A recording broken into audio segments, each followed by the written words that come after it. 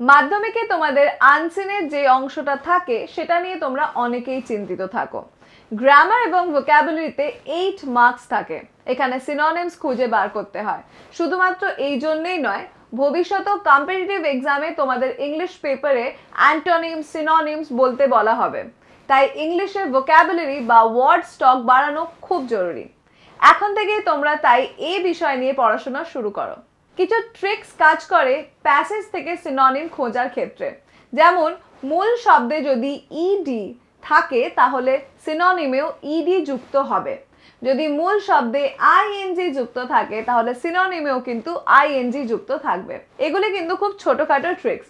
এরপর তোমরা যেটা করবে সেটা হচ্ছে 50টা আনসিন প্যাসেজের সিনোনিম সলভ করবে। এতে 400টা নতুন সিনোনিম কিন্তু তুমি শিখে যাবে। সিনোনিম বার করতে হলে আনসিন প্যাসেজটি পড়ার আগে প্রশ্নে দেওয়া ওয়ার্ড অথবা ফ্রেজের অর্থ ভালোভাবে বুঝে নিতে হবে।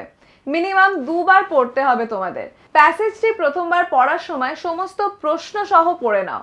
দ্বিতীয়বার পড়ার সময় অপরিচিত শব্দগুলি পেন্সিল দিয়ে দাগ দিয়ে দাও। প্যাসেজটি কোন বিষয় তা জানা জরুরি, কারণ বিষয়ের সঠিক উপলব্ধির রেফারেন্সে অনেক সময় যথার্থ অর্থ চয়নে সাহায্য পাওয়া যায়। অনেক সময় একগুচ্ছ ওয়ার্ড অথবা ফ্রেজের অর্থ জানতে চাওয়া হয়, তখন সিনোনিমটি অ্যাডজেক্টিভ অথবা অ্যাডভার্ব অথবা নাউনও হতে পারে।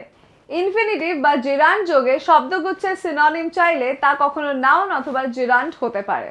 অতএব এইভাবে চেষ্টা করলে আনসিন থেকে সিনোনিম বার করা খুব সহজ হয়ে যাবে এবং খুব ইজিলি তুমি এটি করতে পারবে। ভিডিওটি যদি ভালো লেগে থাকে এবং এরকম আরো ইনফরমেটিভ ভিডিও যদি তোমরা চাও তাহলে আমাদের চ্যানেল ম্যাট্রিকুলা বাংলাকে সাবস্ক্রাইব করে আমাদের পাশে থেকো এবং ভিডিওটা ভালো লাগলে অবশ্যই লাইক করে দিও এবং বন্ধুদের সাথে শেয়ার করো। আজ তাহলে আসি, টাটা।